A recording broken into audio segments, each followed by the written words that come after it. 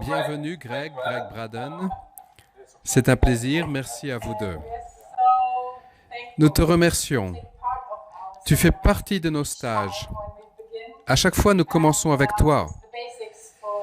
Tes recherches sont si importantes qu'elles nous servent de base pour transmettre cette information. Tes recherches sont si importantes, si impactantes, sont si riches pour grandir en tant qu'être humain. Et nous aimons les transmettre. Merci. Chacun apprend différemment. Il y a de nouvelles découvertes en physique, en biologie, en génétique, sur l'ADN, en histoire. Et toutes mises ensemble, elles nous racontent une nouvelle histoire.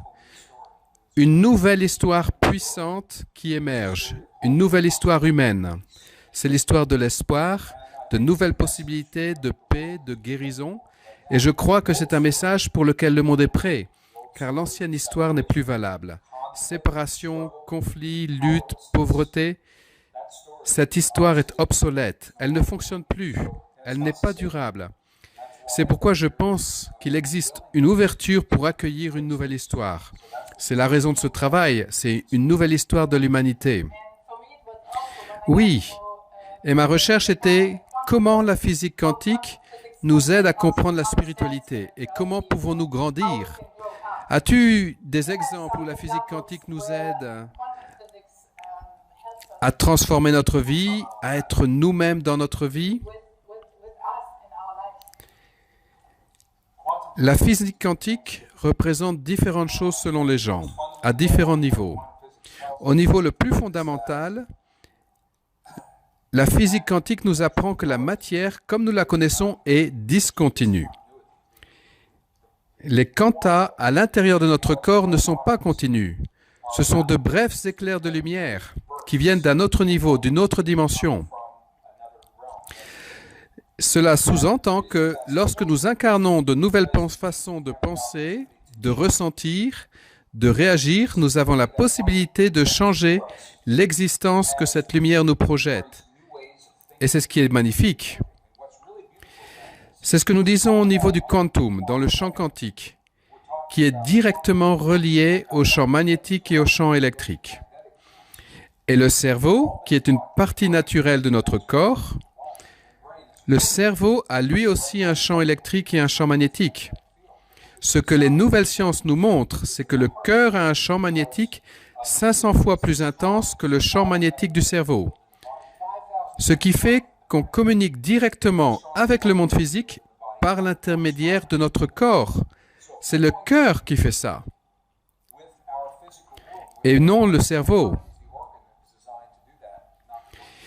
C'est ce qu'enseignent les anciennes traditions spirituelles, qui sont rejointes maintenant par les meilleures découvertes de la science. Cette science qui montre pourquoi le cœur est si important, c'est ce que nous disaient nos ancêtres, de nous centrer sur notre cœur. Et maintenant, la science nous dit pourquoi le cœur est si important. Quand nous nous centrons dans notre cœur communique avec le champ quantique dont notre monde est fait. C'est une expérience spécifique qui a été faite, j'en parle dans mon livre. Quand nous avons un sentiment spécifique dans notre cœur, il change littéralement la forme de notre ADN dans nos cellules. C'est appelé la conformation. En changeant la forme de l'ADN, cela change la façon dont l'ADN se connecte avec le champ électrique et magnétique qui nous entoure. Cela signifie qu'avec le sentiment juste, nous changeons notre ADN et en conséquence, nous changeons notre lien avec la matière qui nous entoure. C'est ce que font les yogis, les mystiques, les guérisseurs. Et maintenant, les scientifiques en laboratoire, car ils comprennent le lien entre les deux. Et c'est ce que la physique quantique nous apporte, une nouvelle façon de penser les traditions spirituelles anciennes.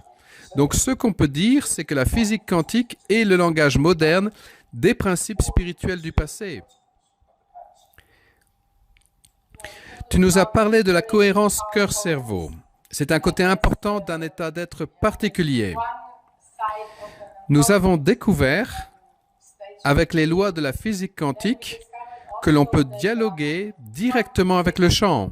Je ne sais pas comment l'expliquer. J'ai tellement l'habitude de le faire.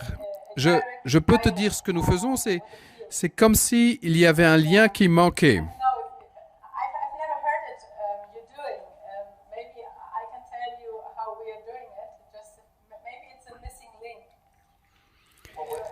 Avant tout, ce que j'aimerais dire, c'est que la physique quantique nous dit que nous, humains, ne sommes pas contraints par les lois de la physique. Nous avons la capacité de transcender ces lois de la physique. Nous ne sommes pas limités par la physique. Et nous savons pourquoi. Il y a un endroit dans l'univers physique, la constante de Planck, d'une très infime dimension, dans laquelle nous entrons et dans laquelle le temps n'existe pas. C'est pourquoi le temps n'est pas une constante universelle.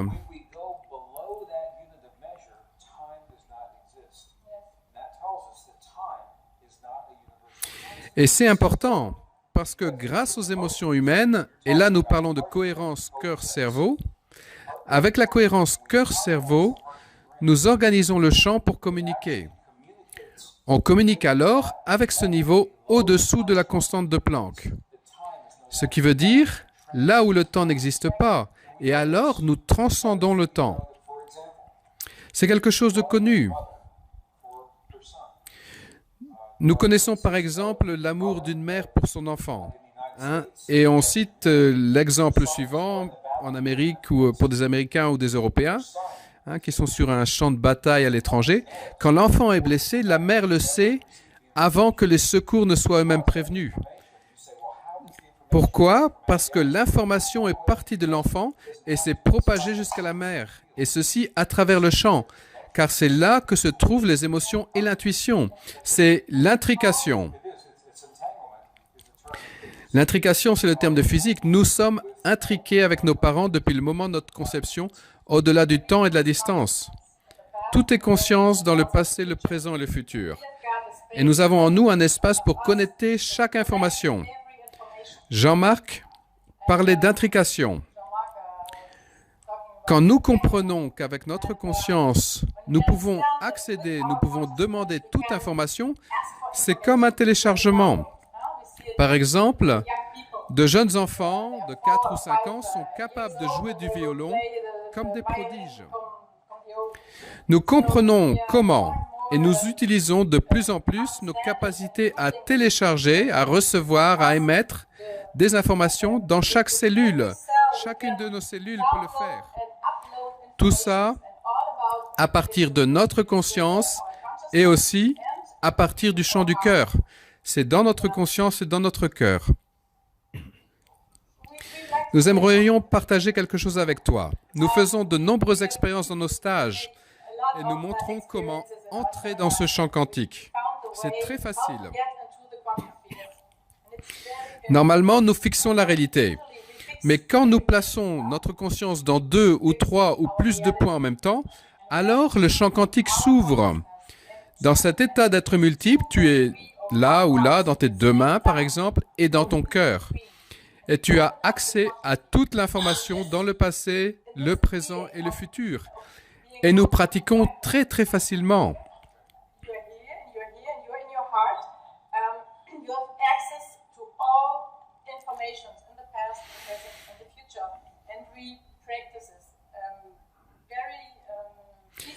Et il y a ce moment d'intrication. Quand tu as une question dans ta vie, tu l'actives dans le champ. Tu y penses, tu la ressens, c'est activé. Par ma conscience, ce champ activé est intriqué, relié dans ma main. Même si je ne connais pas la question de la personne avec laquelle je travaille, le thème est activé par la pensée et le ressenti de la personne. C'est très important. Il est activé, nous l'intriquons avec notre main. Et nous demandons des ressources pour cette question avec l'autre main. Le champ, c'est tout. L'esprit, c'est tout. Tout est déjà là. Tout est déjà réalisé. Nous mettons ces 2 champs d'information, la question et la réponse, ensemble dans notre champ du cœur. Ce champ du cœur est un champ cohérent. C'est mis ensemble dans un champ harmonieux. Nous avons ainsi l'occasion de comprendre la physique quantique d'une façon extraordinaire, mais c'est comme si nous grattions seulement la surface de quelque chose d'incroyablement grand, qui a des possibilités immenses. La physique quantifie l'expérience que nous avons. Nous n'avons pas besoin de la physique quantique. Ce que les nouvelles sciences nous montrent, c'est que nous ne retenons pas des souvenirs dans notre cerveau. Le cerveau n'a pas de souvenirs. Ce que le cerveau fait, c'est de créer les neurones qui, comme des antennes, vont se régler sur une fréquence du champ pour obtenir l'information. C'est le champ qui contient l'information. Donc, lorsque nous sommes capables d'harmoniser notre cœur et notre cerveau, nous nous réglons sur une fréquence de ce champ et l'information est alors à notre disposition pour nous et pour chacun. Il n'y a rien de secret. Et cette technique est tellement vraie qu'elle va au-delà de l'intuition. Et les ingénieurs construisent de nouveaux ordinateurs à Silicon Valley, par exemple. Une puce d'ordinateur n'est plus une puce de silicone. La puce est faite d'une goutte d'eau raffinée, très raffinée, appelée eau structurée. Ils ont commencé à entrer de l'information dans la puce. Et encore plus d'informations, et encore plus d'informations. Et ils se sont demandé, mais où est entrée toute cette information dans cette minuscule goutte d'eau? Et quand ils ont cherché, ils se sont rendus compte que toute cette information est stockée dans un champ plus grand que la machine.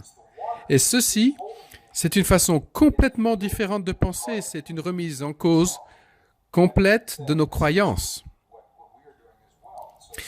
Nous croyons que notre mémoire est dans notre cerveau. Mais la mémoire est hors du cerveau. La mémoire est dans le champ. Et le cerveau crée des neurones qui captent dans ce champ comme des antennes. Et c'est pourquoi l'information est immédiatement disponible quand on travaille à ce niveau. C'est le cœur qui est construit pour communiquer avec le champ, pas le cerveau. Dans le cœur, il y a 40 000 cellules spécialisées, appelées sensoring neurons. Le cerveau, lui, crée des ondes circulaires.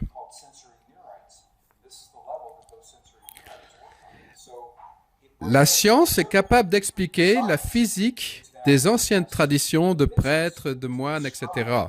Les yogis, les mystiques du monde entier enseignaient cela, mais ils ne connaissaient pas les sciences. Et il faut le dire aujourd'hui, les sciences rattrapent ce que nous savions déjà. Elles l'expriment dans un autre langage. Et quand on rassemble ces deux langages, c'est le même.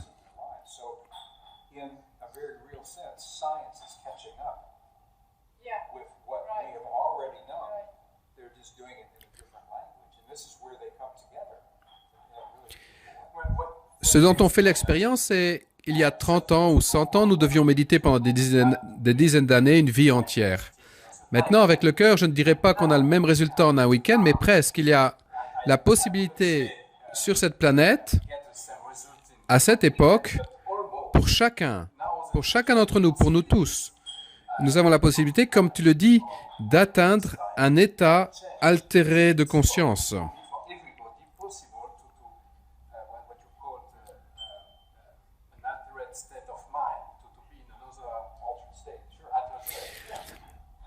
Nous avons fait l'expérience que lorsque nous entrons dans le champ quantique avec notre cœur, nous devenons le champ. Et nous apprenons des choses que nous ne connaissions pas. Et le champ nous dit quoi faire à chaque instant. C'est surprenant. Nous avions l'habitude d'aller à l'université pendant 5 ans, 6 ans. Et maintenant, nous avons l'intuition. Et avec cette intuition, nous en savons encore plus qu'après des années d'université parce que tout est déjà là. C'est possible. Chacun apprend différemment. Parfois, c'est plus facile pour certains que d'autres. Tout dépend de leur conditionnement, de leur contexte, de leur religion, de leurs croyances. Pour certaines personnes, ce n'est pas pour eux. Pour d'autres, c'est exactement pour eux. C'est important, il y a tellement de façons différentes d'accéder aux informations maintenant.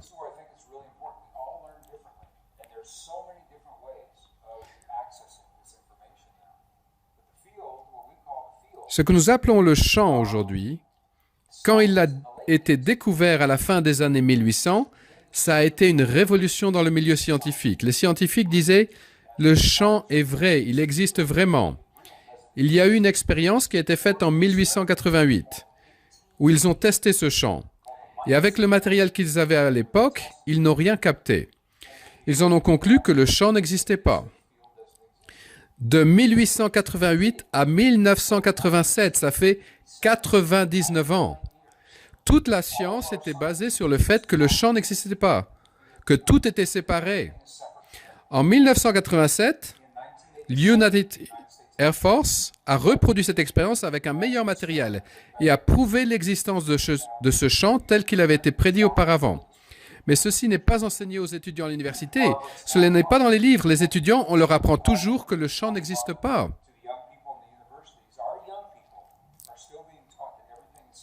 On leur dit que tout est séparé de tout. Oui, et on se base sur le cerveau gauche pour les mathématiques, la physique, et on les enseigne de façon à développer notre cerveau gauche. Et quand toi, tu vas avec ta conscience dans deux endroits ou plus en même temps, tu te déplaces directement du cerveau gauche au cerveau droit. C'est alors qu'apparaissent la créativité, l'intuition, la vision globale, la fantaisie, les rêves.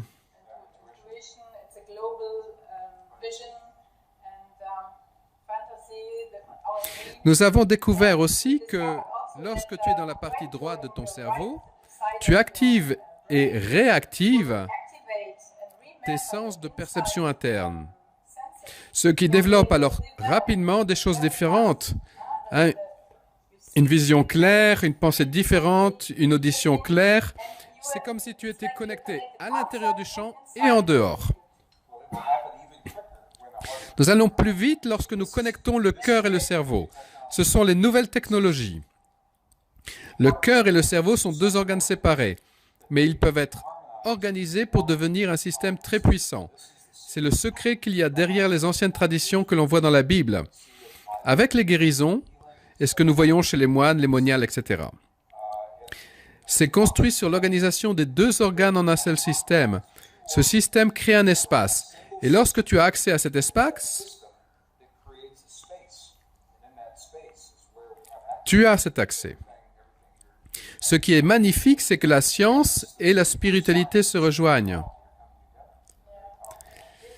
Dans le contexte chrétien que nous avons en France, en Allemagne, il est inscrit dans nos cellules que le divin, le Christ, est dans notre corps, que chacun de nous est connecté à la source. Pour le dire différemment, on pourrait dire par les trous noirs. Chacun est connecté avec le champ et avec l'esprit.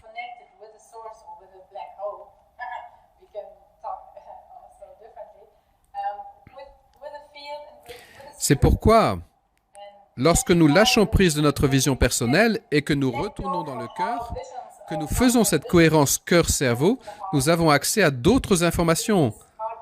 C'est ce que j'appelle une structure de ligne de force. Tu mets les informations dans ce champ du cœur. C'est un champ que l'on peut comparer à un champ comme avec un aimant.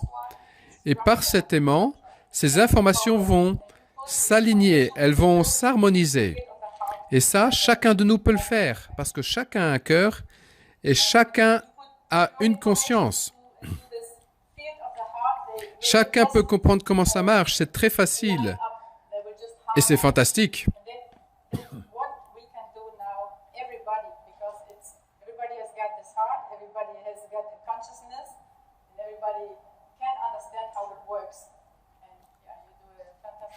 Nous sommes reconnaissants d'avoir préparé la voie et nous montrons aux plus jeunes qu'ils ont seulement à prendre toutes ces connaissances et à les mettre ensemble, à les utiliser.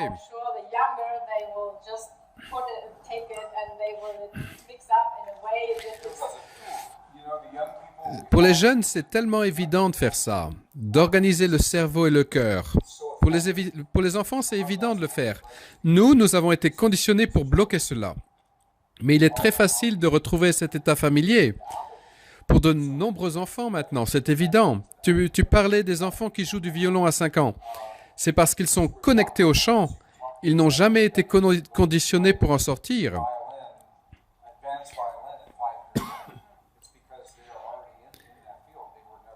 La beauté de tout ça, c'est qu'on peut s'y reconnecter à n'importe quel âge, quelles que soient nos croyances. Et nous avons simplement besoin de penser sur nous-mêmes de façon différente. Je pense qu'il y a une ouverture, car les gens sentent que quelque chose change dans le monde. Les anciennes façons de penser ne fonctionnent plus. Nous sommes sur une voie qui ne peut plus durer. Dans la société, dans nos vies personnelles, les gens s'ouvrent à de nouvelles idées et c'est très bon. Car quand on s'ouvre à de nouvelles idées, on peut être dans le partage de façon plus responsable. On peut partager cette tradition, ce que cette tradition signifie, et aider les gens à trouver leur chemin. Je serai dans votre pays en septembre 2018 à Paris pour un atelier de 2 jours. Ça me réjouit très fortement, pendant lesquels nous allons explorer ces principes. Et c'est bien, il y a longtemps que je ne suis pas venu rencontrer ma famille ici. Je me réjouis de la retrouver après si longtemps.